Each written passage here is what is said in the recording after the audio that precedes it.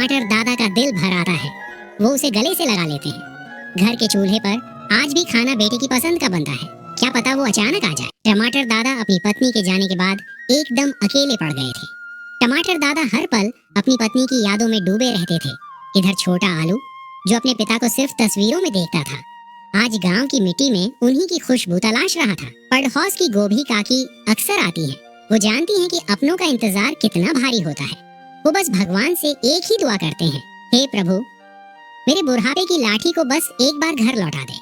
खेतों में काम करते हुए भी उनका मन बस बेटे की यादों में रहता है। छोटा आलू अपनी चित्रकारी लेकर आता है, जिसमें उसने पिता के लौटने का सपना बनाया है। पोते के मासूम चेहरे को देखकर टमाटर दादा का दिल भर आता है। वो उसे गले से लगा लेते हैं। घर के चूल्हे पर आज भी खाना बेटे की पसंद का बनता है। क्या पता वो अचानक आ जाए। वो सूटकेस जो बेटा छोड़ गया था, आज भी वैसे ही रखा है जैसे कल ही वो जाने वाला हो। शहर की चकाचौंध शायद उसे वापस नहीं आने दे रही। यही सोचकर वो चैन से सो नहीं पाते। छोटे आलू के सपनों में तो आज भी उसके पिता का हाथ है। क्या सच होगा ये सपना? गांव का यह पुल न जाने कितने अपनों के वापस लौटने का गवाह है। कब आएगी बेटे की गाड़ी? गोभी काकी का साथी है, जो इस बुढ़ापे के अकेलेपन को ढाल बनकर संभाले हुए है। रात की इन तारों भरी छांव में वो बस खुदा से अपने बेटे की खैरियत मांगते हैं। शहर की चकाचौंध में आलू को अब अपनापन नहीं मिल रहा था। उसे बार बार अपने गांव की मिट्टी की याद आ रही थी। उसने फैसला कर लिया था, बहुत हुआ ये शहर का संघर्ष। अब उसे अपने टमाटर दादा के पास वापस जाना था। ट्रेन की खिड़की से बाहर देखते हुए आलू को जैसे अपने गांव की खुशबू आने लगी थी। इधर गांव में टमाटर दादा अब पहले से ज्यादा थक चुके थे, पर उनकी आंखें आज भी रास्ते पर टिकी थी। छोटा आलू गांव के गेट पर बैठा था। उसे लगा जैसे आज कोई खास आने वाला है। बस रुकी और आलू नीचे उतरा। गांव की ताजी हवा ने जैसे उसकी सारी थकान मिटा दी। वो गलियां, वो पेड़ा, सब कुछ वैसा ही था। आलू की आंखों में पुरानी यादें तैर रही थी। टमाटर दादा घर पर आराम कर रहे थे। उन्हें खबर भी नहीं थी कि उनकी बरसों की तपस्या पूरी होने वाली है। घर के सामने खड़ा आलू सहम गया। क्या दादा उसे माफ करेंगे? क्या घर वाले उसे अपनाएंगे? गोभी काकी ने दूर से आलू को देख लिया। उनकी चीख निकल गई, देखो हमारा आलू आ गया। आवाज सुनकर टमाटर दादा हड्डबद्धा कर उठ बैठे। क्या ये सपना है या सच? आलू धीरे से अंदर आया। पिता को उस हालत में देखकर उसकी रूह कांप गई। वो सीधा अपने पिता के पैरों में गिर पड़ा। दादा के आंसू भी रुक नहीं पा रहे थे।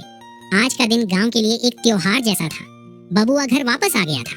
बरसों की खामोशी आज बातों में बदल गई थी। खाना तो वही सादा था, पर उसमें स्वाद फिर से आ गया था। छोटे आलू की खुशियों का तो ठिकाना नहीं था। उसे उसका नायक, उसका पिता वापस मिल गया था। एक पिता का प्यार जो सालों से दूर था, आज फिर उसी घर की दीवारों में गूंज रहा था। गोभी काकी दूर से देख रही थी। अब टमाटर दादा को किसी और चीज की चाहत नहीं थी। उनका बुढ़ापा अब सुरक्षित था। छोटा आलू अब अकेला नहीं था। उसके चेहरे की चमक ही उसके पिता की वापसी का प्रमाण थी। रात के सन्नाटे में अब डर नहीं, बल्कि हंसी के ठहाके थे। पूरी बस्ती में आज उम्मीद के दिए जल रहे थे। बेटा वापस आ गया था और यही इस कहानी की सबसे बड़ी जीत थी। वक्त बीतता गया और गांव की मिट्टी ने आलू को अपना लिया था। छोटे आलू का भविष्य अब सुरक्षित था। उसे अब किसी के लौटने का नहीं, बल्कि पढ़ने का शौक था। शहर के अनुभव का इस्तेमाल अब उसने अपने गांव की उन्नति के लिए करना शुरू कर दिया था। गोभी काकी आज भी उनके परिवार का एक हिस्सा थी। टमाटर दादा अब वो बूढ़े लाचार पिता नहीं थे, बल्कि एक खुशहाल परिवार के मुखिया थे। बाप और बेटे की जो दूरी थी, वो अब हंसी मजाक में बदल गई थी। पूरा गांव अब समृद्ध हो रहा था। हर चेहरे पर आज एक नई मुस्कान थी। आलू ने घर में एक छोटी सी दावत रखी, सबको धन्यवाद देने के लिए। खुशियों का कोई ठिकाना नहीं था। आज हर कोई बस नाच रहा था।